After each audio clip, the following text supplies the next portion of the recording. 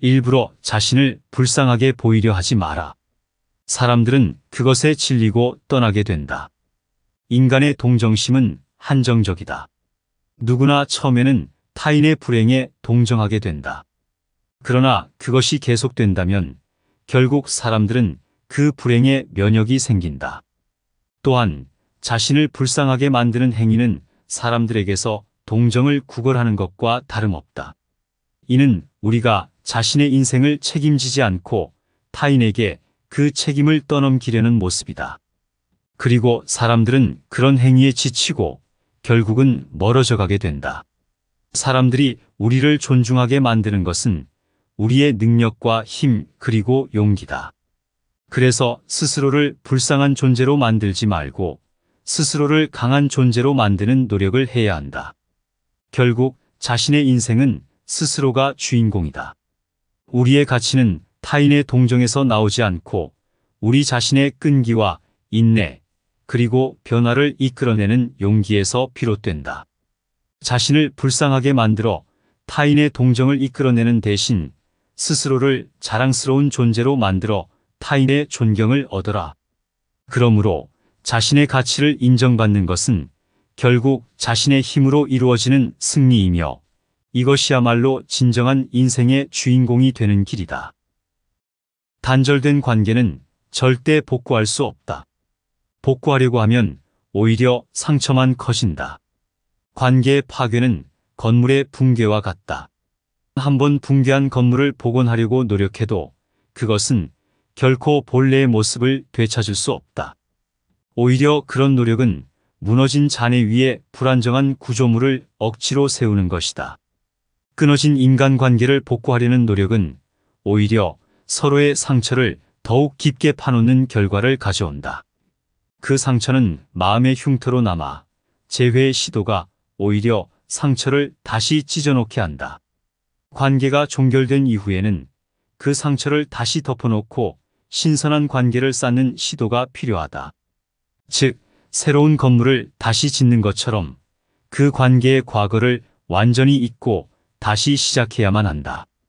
이는 복구가 아니라 재건이라 할 수 있다.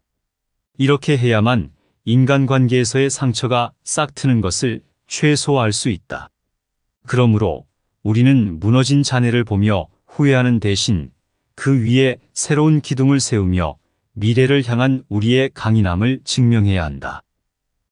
첫 번째 술은 그 자리를 마련해주고, 두 번째 술은 그를 만들어주고, 세 번째 술은 그를 끌어가고, 네 번째 술은 그를 빼앗아간다. 술 한 잔은 편안함을 가져오고 사람들 사이의 경계를 없애주지만 그 한계를 넘어서게 되면 문제가 발생한다. 술을 자제하지 못하면 결국 자신을 잃게 되고 우리를 타락의 길로 끌어가며 결국 우리 자신을 빼앗아간다.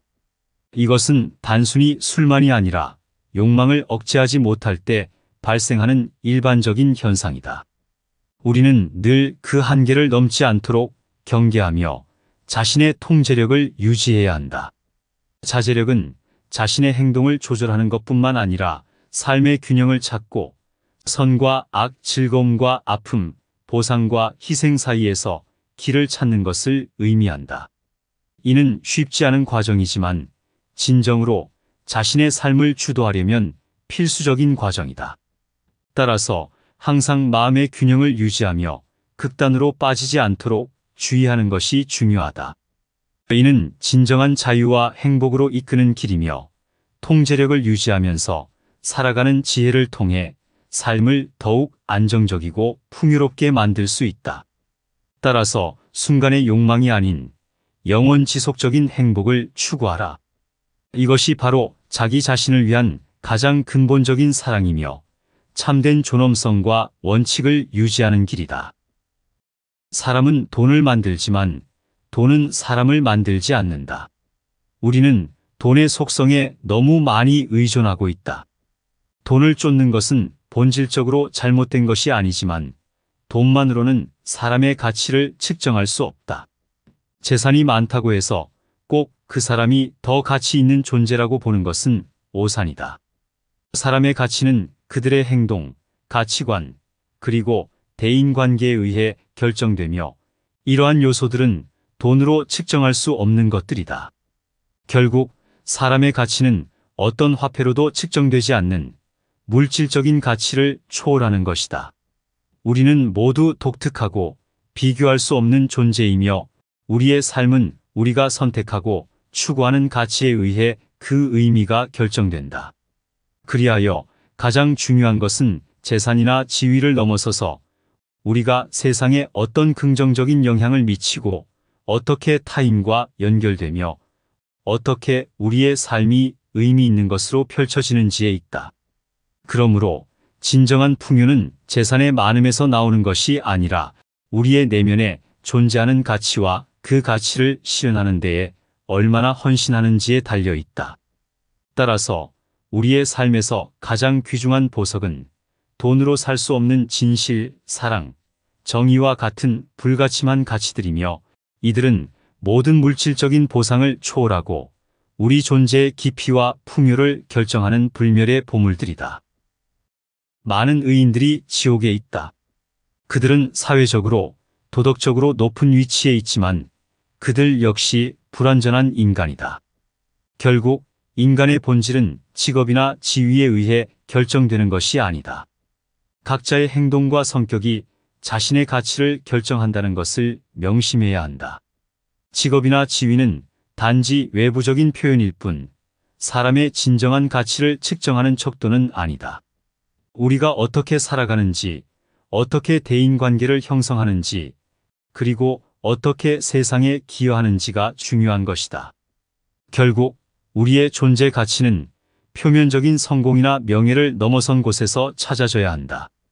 각자의 삶을 어떻게 살아가느냐가 진정한 인간성의 지표이며 이것이 바로 가장 깊은 의미에서의 성공이다.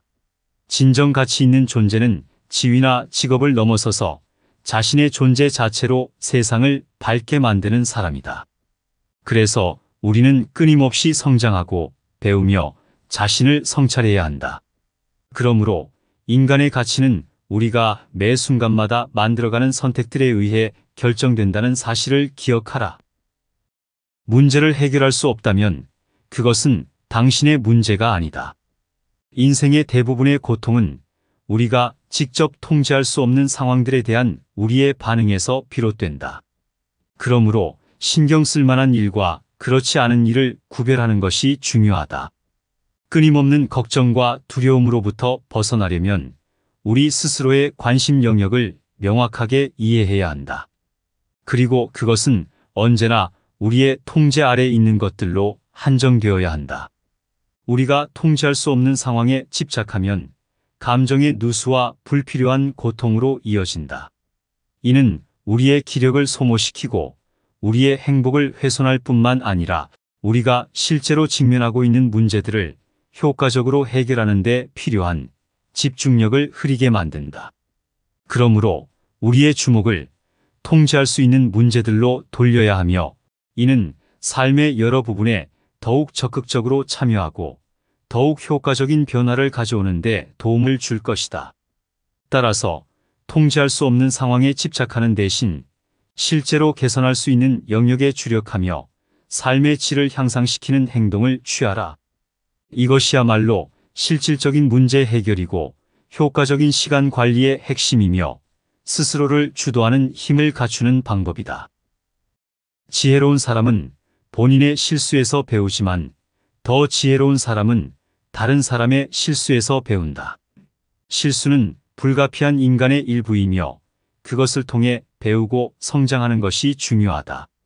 하지만 더욱 지혜롭다면 자신이 실수를 할 필요 없이 다른 사람의 실수를 관찰하고 그로부터 배울 수 있다. 이는 실수에 대한 비용을 줄이고 그 고통과 시간을 크게 줄일 수 있다. 다른 사람의 실수를 관찰하고 그로부터 배우는 것을 두려워하지 말라.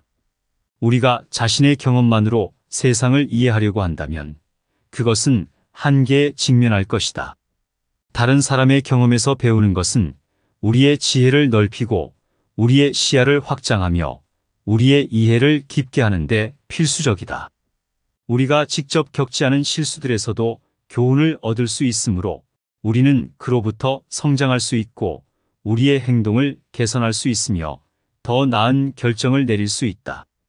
그러므로 당신의 마음을 열고 다른 사람의 경험에 귀를 기울이라. 그들의 실수는 당신이 가지고 있지 않은 가치 있는 교훈의 원천일 수 있다.